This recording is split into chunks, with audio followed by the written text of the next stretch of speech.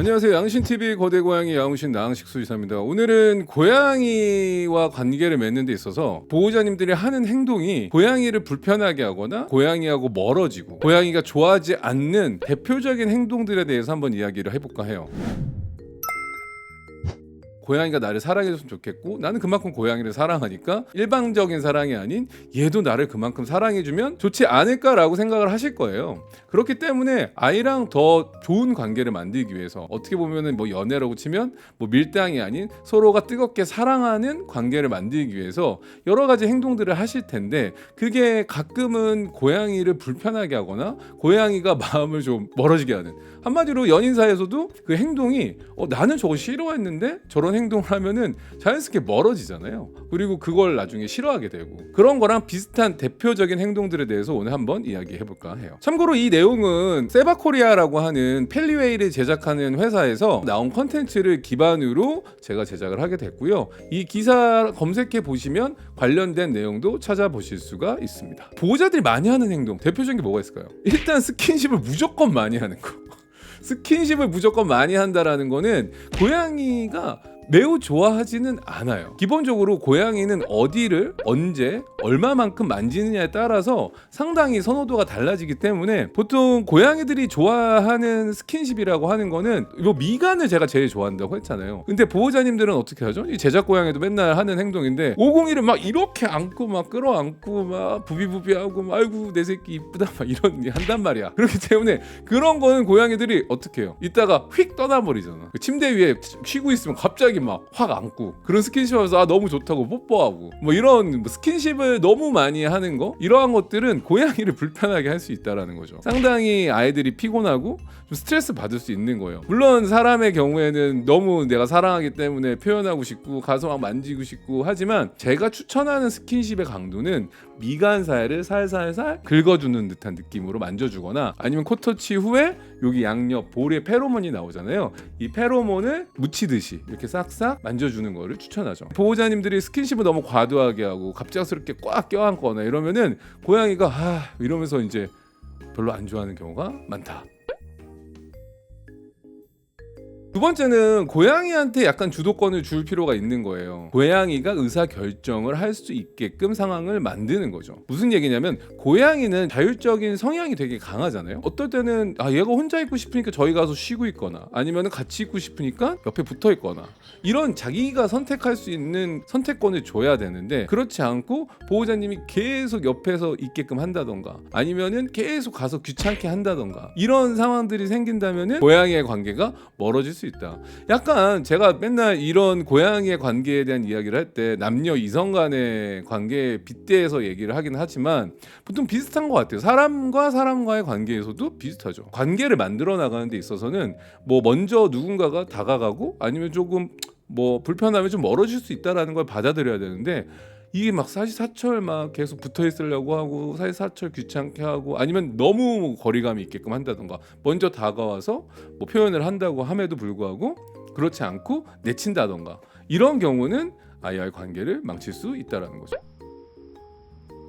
세 번째는 고양이를 고양이답게 키우는 게 되게 중요해요. 그러니까 고양이를 고양이답게 키운다라는 게 뭘까요? 많은 분들이 착각하는 게, 제가 며칠 전에도 이제 저희 병원에 소규모의 보호자님들을 초대해가지고 그레이스 고양이 병원 비지팅 프로그램 같은 거를 한번 운영해 봤어요. 근데 좋아요. 좋으신 분들 많고 되게 좋았는데 너무 의인화하는 거죠.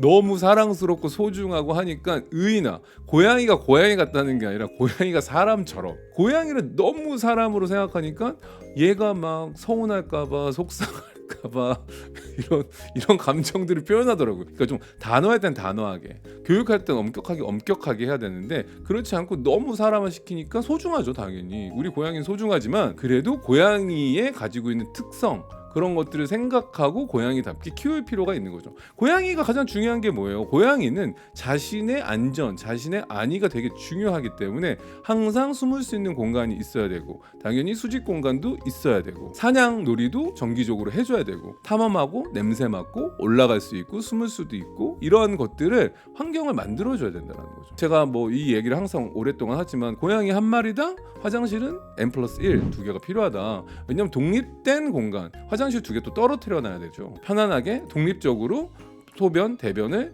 나눠서 볼 수 있게끔 환경을 만들어주는 게 되게 중요하다.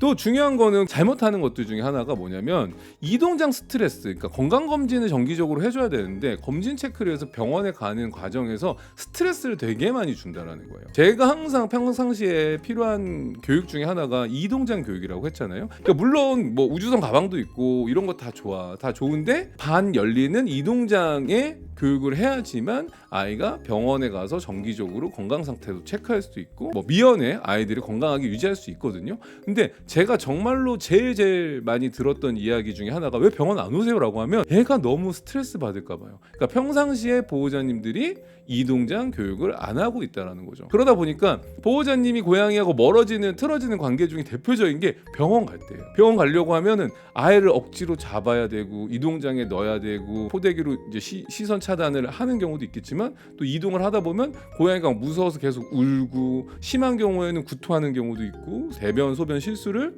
하는 경우도 있는 거죠. 근데 이제 그 과정이 이제 병원에 가는 경험이 좋지 않게 되면 고양이는 귀신같이 알아요. 보호자님이 얘 병원 지금 데려갈 준비하고 있구나. 안 쓰던 크레이트를 갑자기 쓴다던가 담요를 꺼내온다던가 옷차림이 바뀐다던가. 최근에도 제가 문제행동 상담하는 집 중에 보호자님이 그 병원 가는 옷차림의 색깔을 입어도 고양이가 아예 숨어버린다는, 너무 맥락적으로 그 흐름을 잘 알고 있다라는 거예요. 그래서 제가 이거를 스위치, 그러니까 맥락을 바꾸는 교육을 되게 추천드려요. 병원에 갈 때 입는 옷차림이나 이런 걸 입더라도 보상을 해준다던가. 그러면 이게 병원 가는 게 아니라 맛있는 걸 먹는 어떤 교육이 되는 거죠. 그래서 이동장 교육은 링크 한번 참고해 주시고요. 이동장 교육은 평상시에서 고양이가 병원에 가는 거 귀신같이 알아서 스트레스 받지 않게끔 그 행동이 관계를 망치는 상황으로 안 갔으면 좋겠다라는 거예요.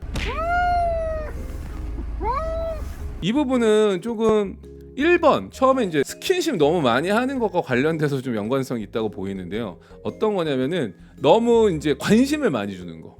24시 거의 CCTV처럼 보시는 보호자님들이 계세요. 지나친 관심은 고양이에게 스트레스가 될 수가 있다. 실제로 코로나 기간 동안 고양이가 특발성 방광염을 더 많이 앓았다라는 어떤 연구 결과도 있습니다. 무슨 얘기냐면 코로나가 터지면서 사람들이 재택근무를 하게 되잖아요. 재택근무를 하게 되면 아이한테 관심을 많이 갖게 되고 관심을 많이 갖게 되니까 스킨십을 많이 하게 되고 귀찮게 하게 되고 지나치게 아이가 어떤 상황인지 계속 쫓아다니면서 보시는 분들도 계세요. 그러면은 그 관계가 고양이 입장에서는 또 의존적으로도 만들 수도 있어요. 보호자가 있어야지만 캣티를 탄다던가, 보호자가 있어야지만 밥을 먹는다던가, 보호자님이 옆에 있어야지만 대변을 본다던가, 소변을 이런 것 때문에 문제행동 상담으로 오시는 분들도 꽤 많다라는 거죠. 그래서 지나친 관심은 보호자님의 정서에도 안 좋고 고양이의 정서에도 좋지 않을 수가 있다라는 겁니다. 오늘은 고양이하고 불편한 관계를 만들지 않고 좋은 관계를 만들 수 있는 여러 가지 팁들에 대해서 잔소리 아닌 잔소리처럼 이야기를 해봤는데요. 오늘 내용이 도움이 되셨다면 구독과 좋아요, 알람, 댓글까지 부탁드리면서 아이고 뭐야, 안녕. 익숙하지가 않네 이게.